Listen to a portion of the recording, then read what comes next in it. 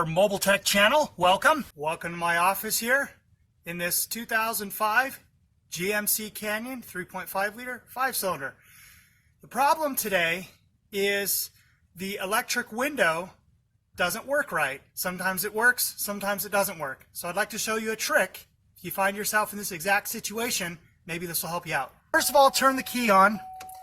You don't have to have the engine running to do this test.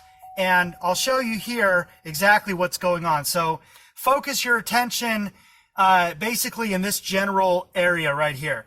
What I'm doing here is I'm pushing down on the button to roll the window down, and as you can see, it's not doing anything. So what you do is you open up the door, okay, and then you push down on the button to make the window roll down as you slam the door at the same time.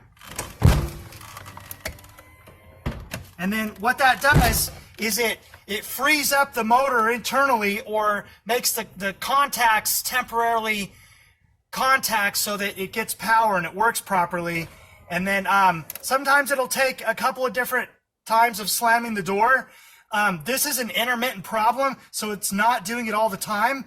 But you can kind of see what I'm saying here is that some of the most common ways for these motors to go bad, these window motors, are the degradation of the insulation, heat, stress, humidity, and wear and tear. Obviously, when the motor wears out, it's going to stop performing properly, and it might short internally, which causes all sorts of different problems. There are a lot of different problems that it could be, but those are just to name a few.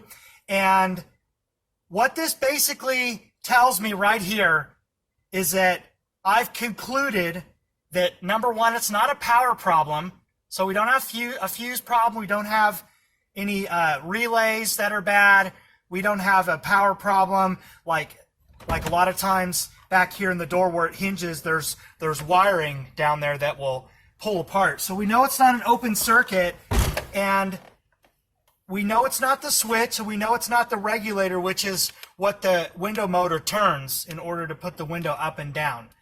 So we've ruled out quite a few things just by doing this one troubleshooting type procedure here. I hope in this case you're able to learn something, this little trick here, and maybe if you have this similar situation where the window is either up all the way or down all the way, you could try this trick and see if this is something that can work for you. Give this video a thumbs up if you just learned something. Subscribe, share, rewatch. Thanks for watching. See you next time.